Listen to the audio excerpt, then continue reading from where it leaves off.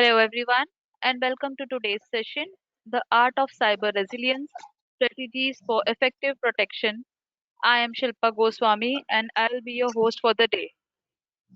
Before we get started, we would like to go over a few house rules for our attendees. The session will be in listen only mode and will last for an hour, out of which the last 15 minutes will be dedicated to Q&A. If you have any questions during the webinar to organizers or our speaker, use the Q&A window. Also, if you face any audio video challenges, please check your internet connections or you may log out and log in again. Our speaker for today's session, Happy Amon. She is an IT expert with over 15 years of experience in the IT and cybersecurity field, majorly focused in information technology, administration, and cybersecurity consultation.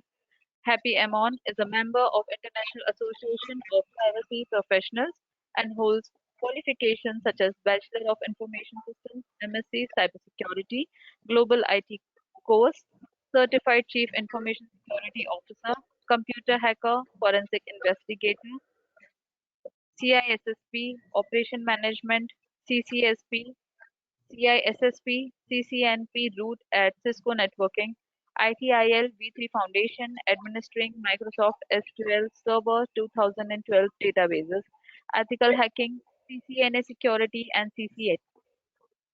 She has an exceptional track record in IT administration, network administration, pen testing, policy creation, risk assessment and management, security assessment and audit, security governance, and compliance with multinational companies. Without any further delay, I would hand over the session to you, Happy. Thank you, Shipa, and thank you so much for all our attendance. And it's going to be a very interesting webinar because although the title says is the art of cyber resilience, we are not going to be that much technical. Reason being that we are celebrating the month of cybersecurity awareness. So, as I've been introduced already, I would like to say I'm privileged to be part of this cyber talks. Being a student, someone who is enrolled in different courses with EC Council, and having achieved also my master's with the university, it is a privilege to be part of this cyber talks as we celebrate this month. Like she already said, I'm an IT expert. I have both the technical background. I've been a technician before, which means obviously I've done those courses that has made me to fall so much in love with IT. But 5 years back, I just decided to pursue cybersecurity when I did my master's with EC Council University. And here I am now as a co-founder of Bit Dimension. It's a company that is based in Botswana. And at the same time, I'm a cyber risk consultant. So without taking much time, we're gonna go ahead now to our presentation of today. So like I said, it's not going to be too technical, but we're gonna make sure that we cover terms that are gonna make you understand what we are talking about when we say the art of cyber security resilience. So these are the terms that you hear every day. So if you look on my screen, you can see that there is what is written on the left and then what is written on the right. Basically, here we are talking about some stages that we hear every day about cyber attack preparations. So it's called a cyber kill chain. So if you are a technical person or you are not new to cybersecurity, you know that when you talk about a cyber kill chain, we will be talking about stages and some measures that are in place. So the first one, as you see there, is the reconnaissance, where there is a stage that is called that in the cyber chain kill. And then you monitor the dark web if you are going through that. And we also have got malware development, which is something that is a stage that happens also. That one, we can come up with some forums, some communities to deal away with that. And then there's this daily talk of every day. Everyone knows about phishing these days. Everyone knows about insider threats. These are your very people that you've trusted with your equipment, with your assets, with your systems. There's social engineering. These are the things that are happening also as attacks. So these ones we are saying some measures that you can put in place is just incident response because it works. And then you might have heard about exploitation, something that is also a crime. But with this one, if you have your engineers, your network administrators, they can simply clean the network and minimize the risks. And you know, these days, internet it has exposed us to a lot of things. Some people they experience this, which is money theft. So in this such cases, someone would say, okay, no, I'll just investigate the attack. So in all these things, the reason why I'm starting with them is so that I may show you that we are living in this era where there's a lot of cyber attacks every day. I might have mentioned all this as measures, but it's not all the measures. That's why we are going to talk about cyber resilience, so that you may know that how do you stay safe from this. Even if it's going to be when you are operational, it's also going to help you on how to stay safe even if an event has happened. So if you look at this diagram here, it's just about cybersecurity threat landscape. Uh, we have nation states. I think most of you know what we mean when we say nation states. Nation states here, we are talking about someone who, with an intention to either destroy the communication or to disrupt any communications. It can be someone trying to disrupt a military activity or just your everyday life. So these are some of the threats that are there in the world we are living in. And we've got corporate spies. When you talk about corporate spies, also these are people that are there that are on daily basis. We meet them, they affect our daily activities. We've got criminal groups. Criminal groups, these are the people who just affect your network because they want to gain financially. These are the people who do phishing. These are the people who do spam. So these are the people who do identity theft. These are criminal groups. We have got hackers. These are people who can come and look at the vulnerabilities that are there on your system and try to take advantage of that. Also, some they do it for financial gain, some they do it because they want to stalk you, some they just want financial gain. And also, we have got terrorist groups. Please excuse me, I'm in a meeting. Yes, sit them. Excuse me, you know, we are home around this time, so kids, my apology for that. So we have got hackers. Hackers, these are the people that, you know, they will just go onto your network because they want to become famous by attacking your system. We have got terrorist groups. These are the people that we don't talk about every day, but, you know, terrorists, they can conduct some cyber attacks, and they do that on daily basis. We have got hacktivists. These are the people who support political activities and they do malicious work. And then we've got some malicious insiders. These are the very people who act more like the people who know or people that you had trusted with your admin rights. And then they come back to you and backfire because they want to become famous or they just want to gain some money out of it. So the reason why I'm also going through this cybersecurity threat landscape is just to pass you through some of the things that we go through on daily basis, which when we look, we might just say, okay, you know, the only people that are there are just hackers. No, it's not only hackers. These are the groups that exist, which are sources of cybersecurity threats. And then we have what we call now the cyber resilient concept. Someone might say, okay, if we talk about the cyber resilient concept, what is it all about? Uh, Being a cybersecurity consultant, I've been privileged to consult for a company for almost 1 year, which was specializing in cyber resilience reviews. So at the end of this presentation, I'm going to share something that is very beneficial, which when adopted, it can help many organizations to stay safe. So when we say you have to talk about the cyber resilience concept, we are saying it's high time you build an integrated security immune system. Why would you say that? I think you all know that we have what we call assets. Assets, it can be people in the organization, it can be your information, it can be your technology, it can even be your facilities. So all these things, your information, your people, your technology, and your facilities, in all of them, you might find that all these areas are being covered, which is your data, your identity and your access, your network, your endpoint, your mobile, and your apps. So the reason why I'm saying all these things is that when we're going to talk about the cyber resilience reviews, we're going to talk about some domains. These are the domains that in every organization, we look into them. For us to say you have to stay safe, we are saying you're going to have to do assessments in all those domains. And all those domains are going to cover all these areas that I'm saying. They help you to say when you have covered them, you would say, now I've built an integrated security immune system. So what is the art of cyber resilience? The art of cyber resilience serves as a number of IT and risk management disciplines. I'm just going to talk about one of my mentors. My mentor is called Kian Williams. So this gentleman is one gentleman who taught me that cybersecurity is not for IT people. He developed that mentality in many students to say you don't need to be an IT person to join the cybersecurity industry.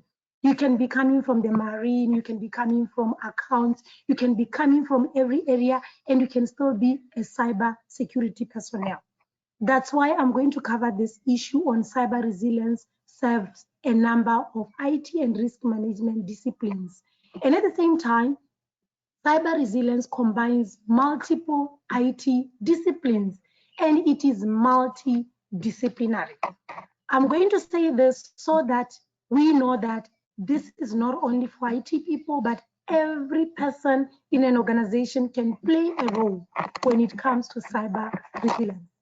So when I say cyber resilience serves a number of IT and risk management disciplines, I mean that it includes your technical operations, it includes your business community of every day, it includes your disaster recovery, your sales and marketing team, your finance, your research, if you are in a university or a research industry, that research and development is covered there. Your production is covered there. And it can be your IT risk. When we say it combines multi IT disciplines, it can be your IT risk.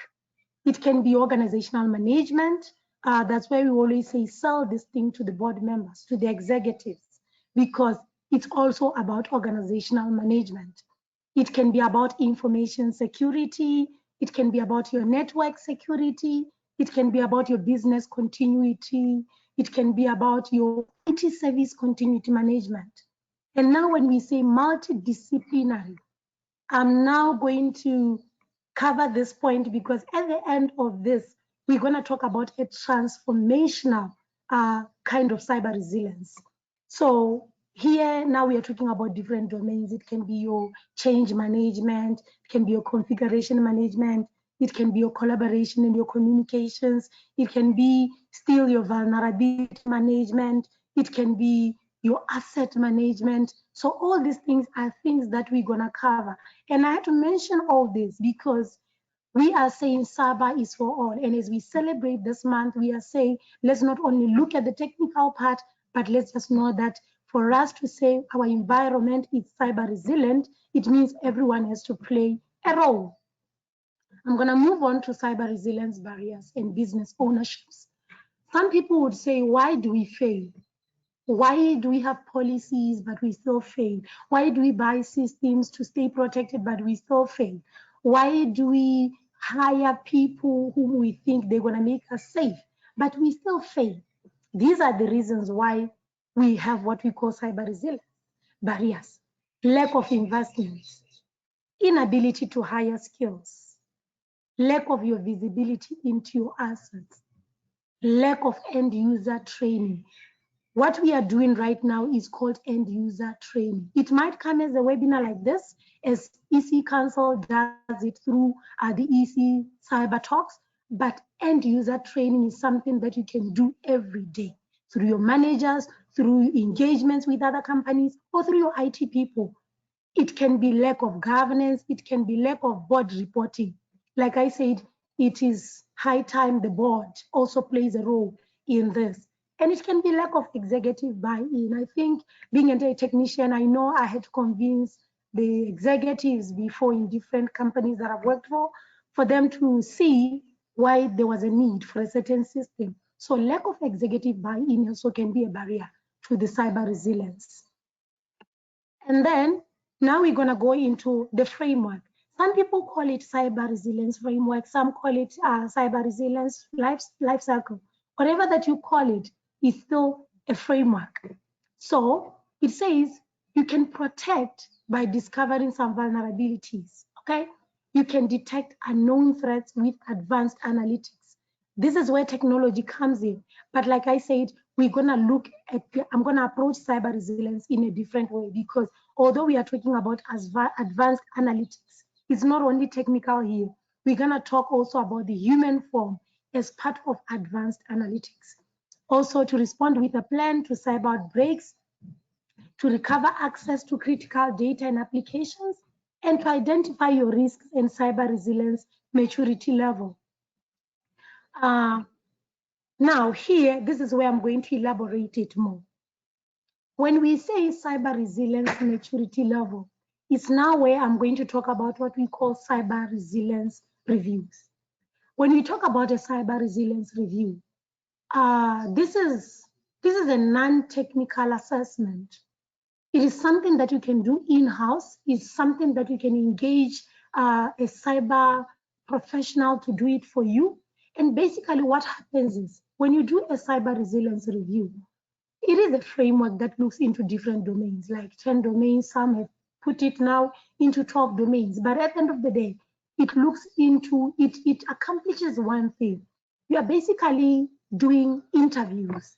You walk in an organization, you look at them, you ask them.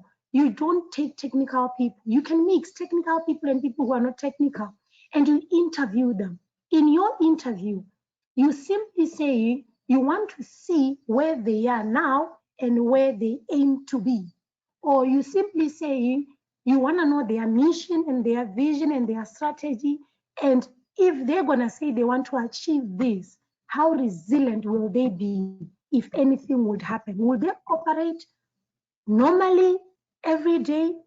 And even if they operate normally, if anything happens, how would it be like? And this is done in maturity levels. We call them meals. It's called the maturity level indicators. So maturity level indicators are in stages. They're from 0 up to 6. Some measure them from 0 up to 4, but it matters which one are you using. So what happens with maturity levels is that if I come to you in an organization and you tell me that you know, the last time we looked at our policies was 15 years back. You have to give me the documentation. If you don't give me the documentation, it means I have to put you at a certain maturity level. So if you don't have anything in place, obviously you are going to go to 0. And why would you put someone at 1? Now, for you to put someone at 1, we look at the objectives of each domain, and also we look at some questions that we ask you. If in all those questions that we ask you, we see that you've got answers to those questions, now we start putting you at levels. If most of the questions have been accomplished, we might say, okay, you are at meal 1, but you're going to have to upgrade to meal 2. And this is the recommendation for you to go to meal 2. If you're at meal 2, we do the same thing. We check how you answer the questions in the interview. If we see that most of them, they achieve meal 0 and meal 1 and meal 2, we are saying, okay, you are at meal 3. So if you're at meal 3, still we recommend what you're going to do. But if you are still at meal 6, we still say you still need to do audit, you still need to do your reviews, because it does not just end there. And then the interesting part now, where we're going to talk about the biggest cyber resilience force that works. Yes, technically it works. Yes, we can have CRR, we can have all those systems in place. I'm going to talk now about the transformational now cyber resilience review, which is a human being. So allow me to just look into one document where I'm going to play with, okay, let's look at the behavior of a human being. We hire people every day. We trust them with systems. We put them in places. We give them the rights to configure. We train them. We show them systems. Yeah, they are the ones who come up with the processes. They are the ones that we trust to say, okay, for you are saying for this thing to work, it's going to be like this, like this, like this. You might find that maybe from your cyber resilience review that I just spoke about, you had recommended that you want policies to be put in place.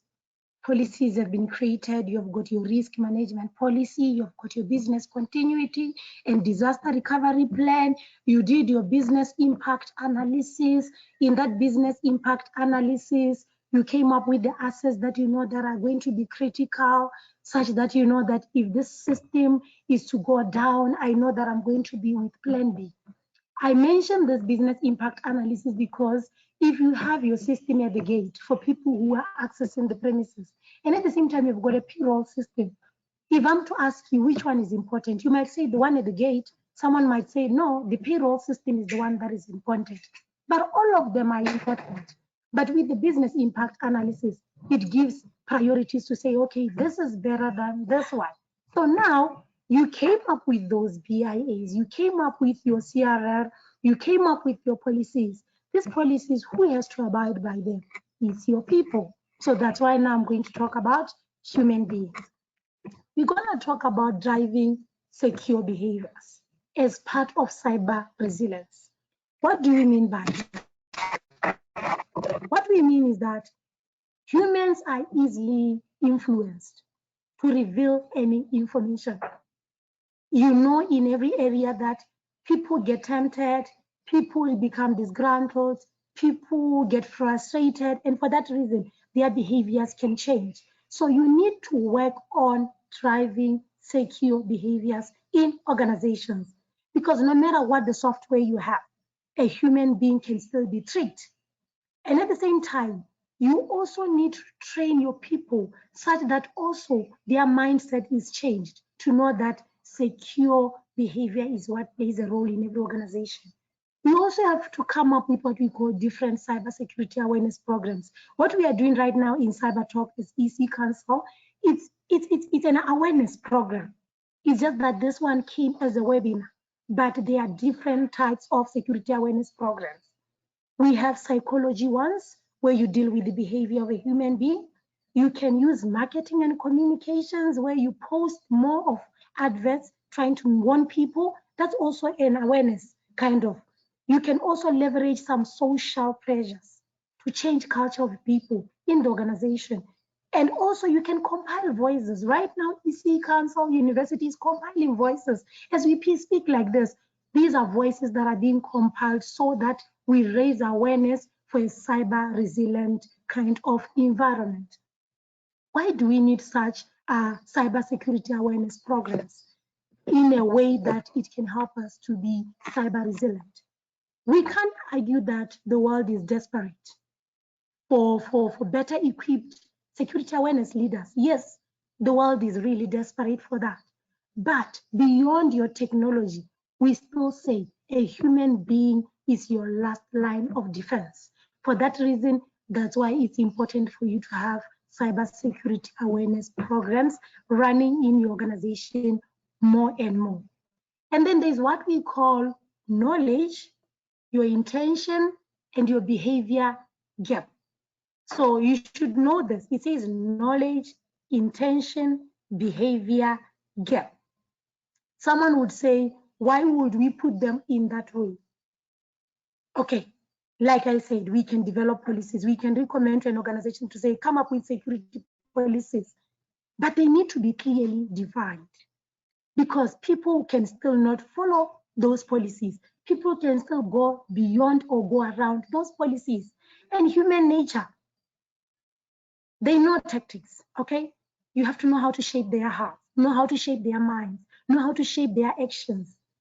You can do that even on end users because if, like I said, they are the last line of defense.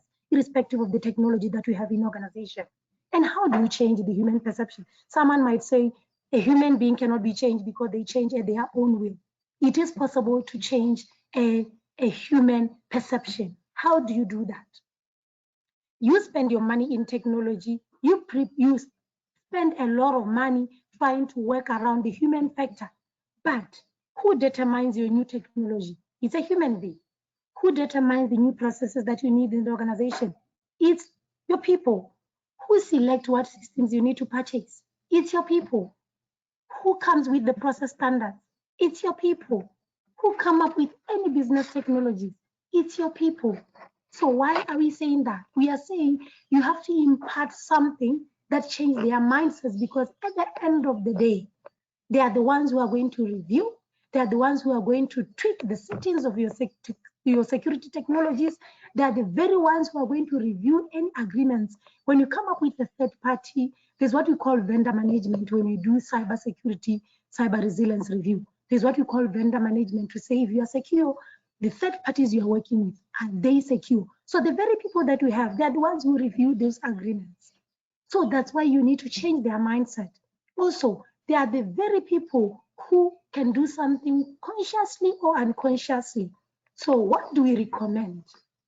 I would say I recommend, because someone else might recommend a different thing. I would say I recommend that you should transfer or transform the way your end user think and approach the situations.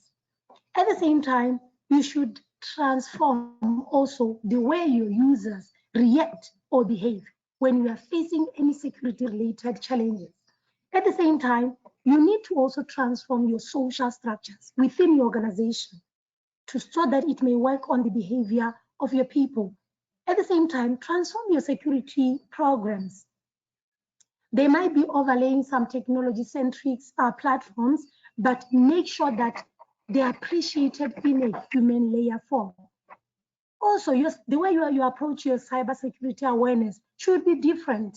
If it needs to be working on humans, work on humans. If it's going to be technical, let it be technical. But at the end of the day, cybersecurity is for all. So you need to make sure that it reaches all people, not only technology people. Also, a security culture. This is something that you should train your people so that it lives and it breathes within your organization. How do you do that? You should check your policies. Are they intentional? Are they sustainable? Have you built that culture that when you look, even if you go to someone who is doing admin, who is cleaning, they can know that when you tell them this is a security thing, they are already aware. It's something that you do. How do you do it? You just build a peer group. Lunchtime, people sit, they discuss. You can play games, security games. You can have webinars. Every meeting that a manager has with his people, may he impart more knowledge on security awareness. With all these things, these are the pillars that can support your sustainability. And lastly, I can say this is the Cybersecurity Awareness Month. I just wanted to cover only those ones, the Cyber Resilience Review Framework, and also the human form as a way of what you can also approach. And just to go again back to policies, sometimes when we develop policies for organizations, even if you have done assessments, you have done your penetration testing, you have recommended, you see that they are vulnerable, you have to make follow-up. Follow-ups on policies are very important. Reviews are very important. Audit is very, very important, because in that way, it means you're going to end up making changes as things come and as technology evolves. So with that, that is all about our webinar for today, and you are open for questions and answers. Thank you.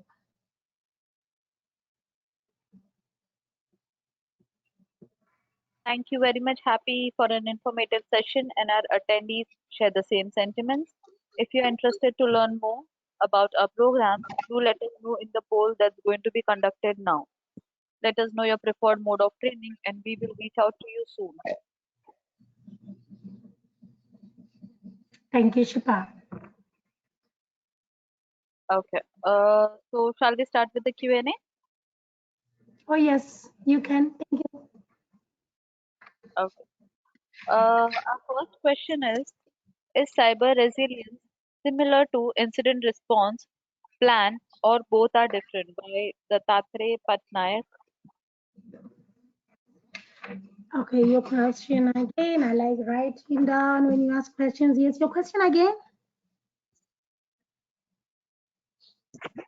Does it like is cyber resilience similar to incident response plan or both are different? It is not different in the sense that when we talk about cyber resilience, we are saying in a normal operation and in an event that something has happened, would you still be able to be operational? So basically, when we talk about incident response, it's something that is part of cyber resilience because in your cyber resilience, remember there's what we call business continuity and disaster recovery. So business continuity and disaster recovery is one of the domains that are under cyber resilience review in the sense that if you are going to approach an organization and say, we want to check if you're going to be resilient. First, obviously, what's going to come first is the BIA, the business impact analysis, as they tell you their assets that are critical. It is now when you tell them that this very assets that you have identified, that you have put in your risk register to say they are critical, it means they should not be disrupted. And if they are to be disrupted, this is what you need in place. Now that's when it comes to business continuity and disaster recovery and incident response to say, now you said you have got these assets in your risk register, you have got these assets that you see that they are critical. So for you to be resilient, it means you're going to come up with policies that are going to cover these domains. And in one of the domains, we have what we call business continuity as a domain, and we have what we call a disaster recovery also. So it is incident response is part of cyber resilience. I don't know Thank- if it answers it. Yeah. Thank you, Happy, for answering that question. Our next You're question welcome. is, does it mean to be fully cyber resilient? We can also use the CI/SSP domain so as to not miss anything. By Richard. Come again. Does it mean to be fully cyber resilient? We can also use the CI/SSP domain so as to not miss anything. Oh yes, oh yes. By the way, I've enrolled in this course with you.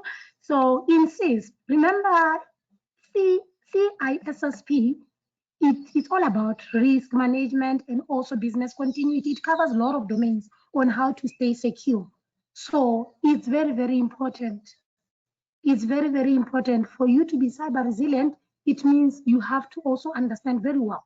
And one of the best courses that I recommend is CIS, because when you have done that, you stand a better position. Of course, I'm a member of the privacy management. It covers that, but I would say with CIS, you learn a lot on how to stay safe.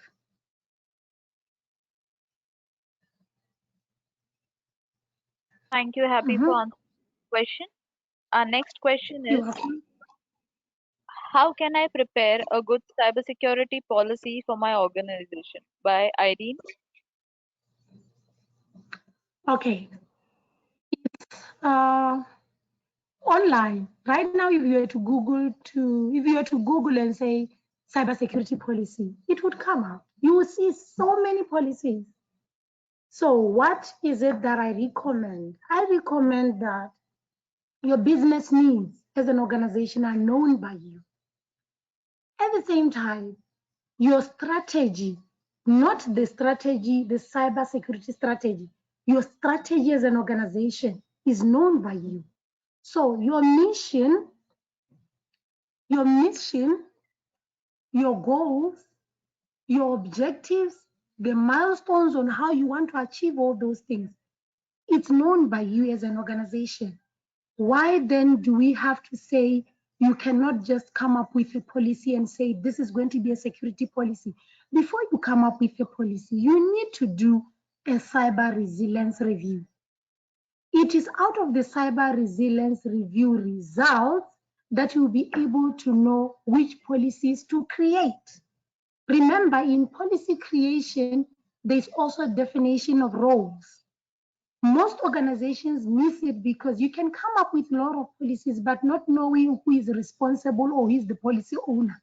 So now it goes back to say a cyber resilience review is important because in as much as I said it's not a technical thing, it's an interview assessment to different stakeholders. Whatever answers they give to you, you align it with their strategy to come up with their maturity level on the level where they are as an organization. The level where they are determines the policies that they need in the organization. And after that, that's when now you come up with the policies. So security policies are built out of assessments and out of the results that you see. So the maturity indicator levels that I spoke about is what determines what policies you need in place.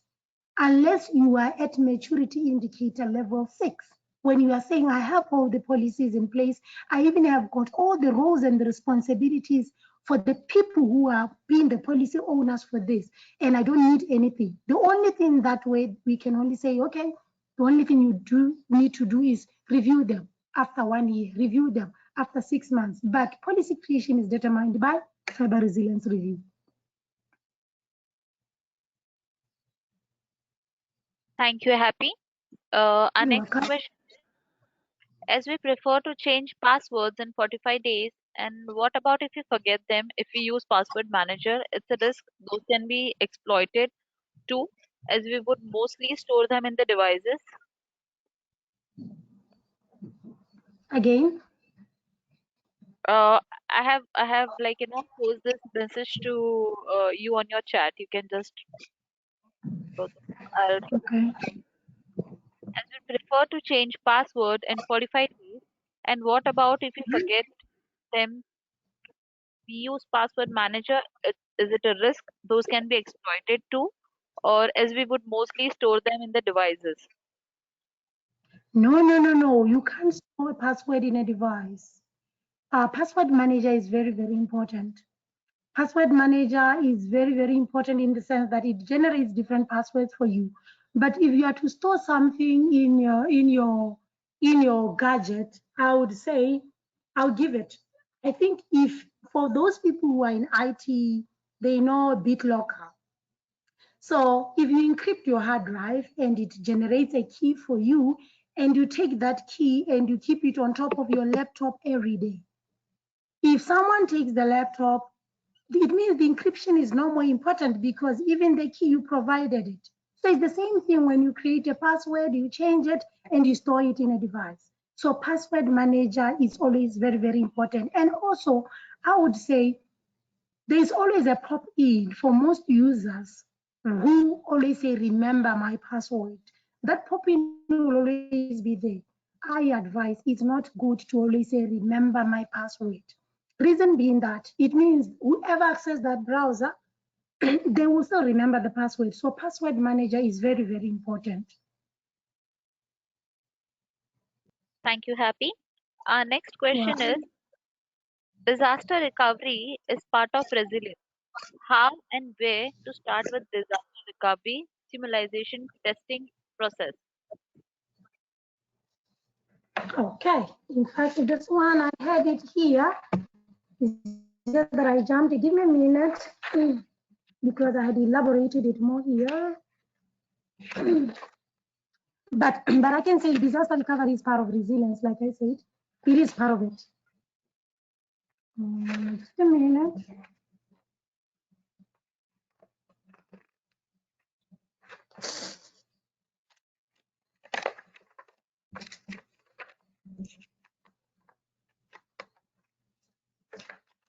Uh,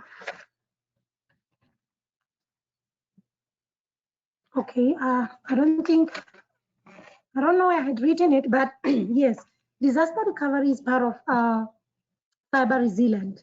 Remember, I spoke about multidisciplinary when I was talking about the art of cyber resilience. I said it is multidisciplinary. So when I said it's multidisciplinary, I meant that when you look at it, it has got configuration management, It has got business continuity, which we already covered. It has change management, and it has disaster recovery management.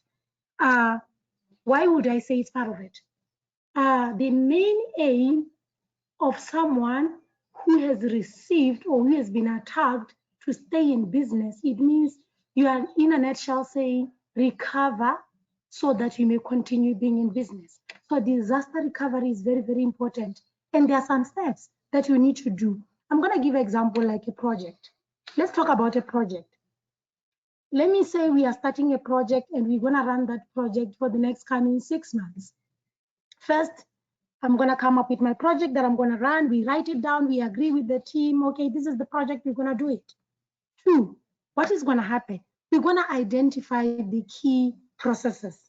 We're going to come up with the business processes. Okay, these are the business processes for this project. For us to accomplish, we're going to do 1, 2, 3, 4.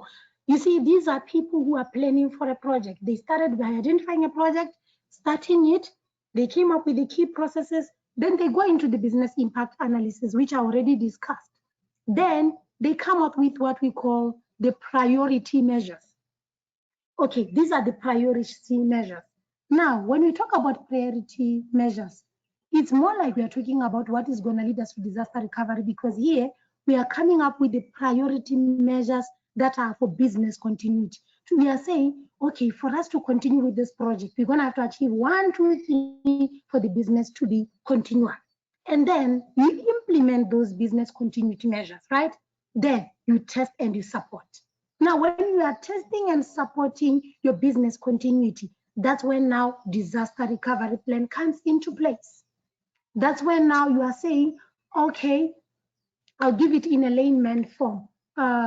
Let's say you are running a web-based application. You register your web-based application is www.a.com. And now you have a backup. You are saying, okay, in case anything happens, we're going to have www.a1.com. You have come up with another link that is going to help you in case the other one is down. So what is that? This is a plan that we have in place. So basically, cyber resilience, it covers also your disaster recovery plan, because even your backup, you have to keep on checking if they're updated, if they are secured, so that if anything happens, you don't test for the first time. It's something that you continually test. Your backup, you test your recovery plan, you keep on reviewing it so that if anything happens, you know that it is in place. So I would say, yes, it's part of cyber resilience.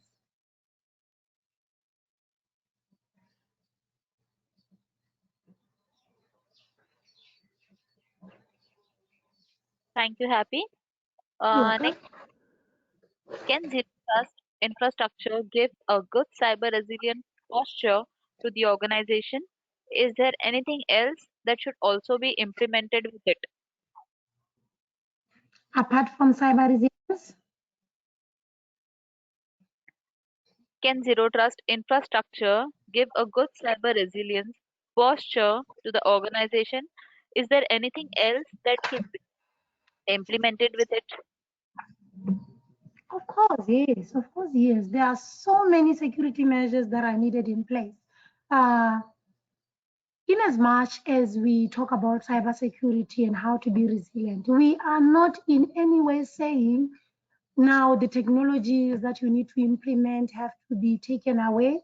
We are not talking about, we are not making you to stop anything.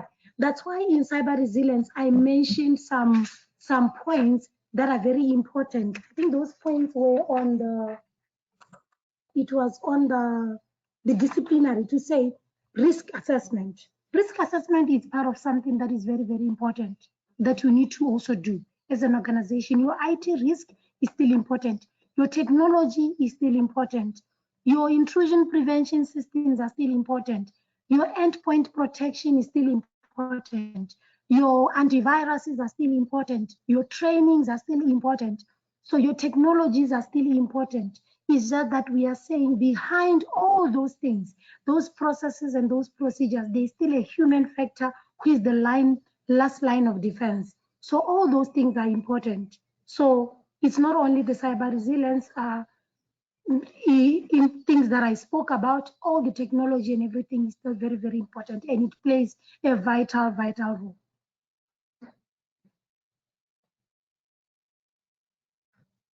Thank you, Happy. Our next question is, Welcome. it's not always to be successful at finding vulnerabilities. So how do we be aware if a pen tester did their best but didn't found any recent bugs or vulnerabilities? And what if hackers found vulnerabilities in the system? So how would one organization secure themselves from this? As the pen tester from the organization didn't found the vulnerability which is found by hackers, so the hackers can exploit it before it's patched. What to do at this stage? Question is by Ganesh. Okay. First, penetration testing is not something that a pen tester would just start and do without having drawn a plan on how it's going to be conducted. So if you engage a penetration tester to do your vulnerability assessment, if it's done well, it can still produce results, but you can still find that there are things that were not there, that were not found. So you can do a vulnerability assessment now, come up with the vulnerabilities that you see, mitigate those that can be mitigated, make recommendations for those that can be recommended to be fixed, but you can still conduct again so that you are in a position that you know that is being done perfectly. But in this one, like I said, it differs from organization to organization, and also the plan on how it was arranged to be conducted.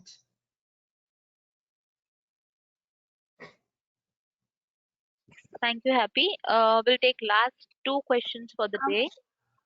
So our next question is, what are the best method to safeguard organizations from zero-day attacks?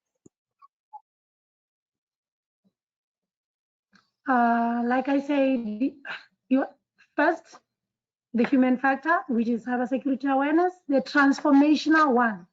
Transformational cybersecurity awareness is very important. Two, the implementation of security and technology that can protect you is very, very important, which is your network technology, network security, which is your infrastructure protection. It's very, very important. And also to train your very people, your IT professionals, to also try by all means to buy and to invest in technology or some measures that can make you stay safe. It's very, very important. I'll give example. If you have firewall and you have a network engineer and you have your SOC or your SIM and there is no one there monitoring anything, even if there can be alerts for an intruder who wants to do something, as long as there's no one monitoring or acting, it will not serve a purpose. So in it all, it needs implementation. You design, if you are to design, or you purchase and you invest in technology, you deploy it and you administer it, because in its administration, that's where now you can see the results. So that's how it can be done.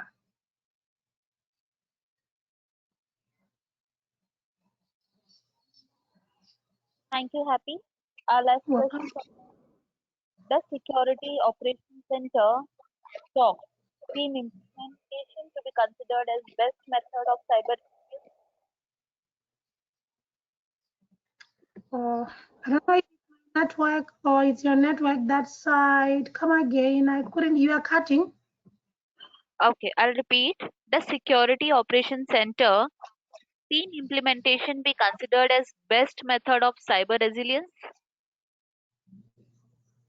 Of course, yes. Of course, because that's where you're going to be able to see those alerts on what might be coming as an intruder is what you use to stay safe, to safeguard yourself against attacks. So it is the best method ever. Very recommended.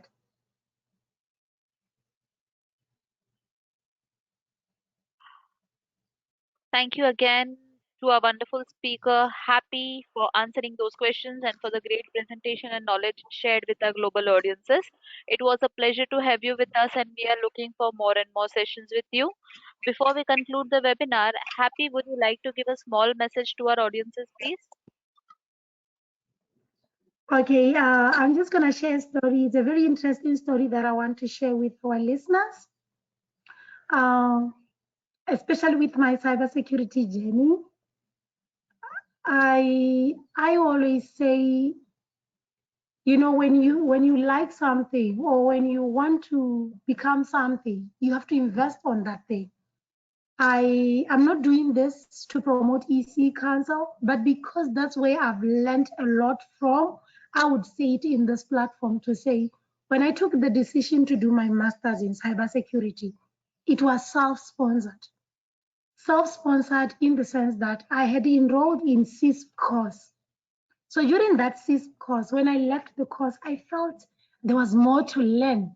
And I felt, okay, if I'm going to certify many courses that are related to this, I can do certified cloud professional, which I did.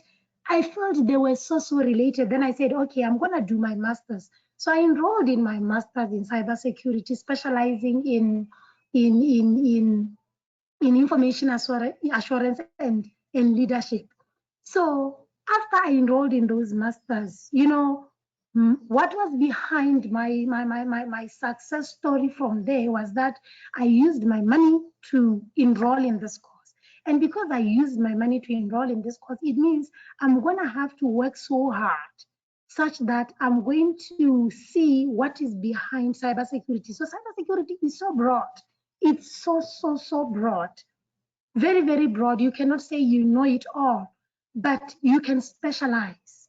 And specializing is something that is very easy because with EC Council, you can find a lot of courses that can make you a specialty in one area.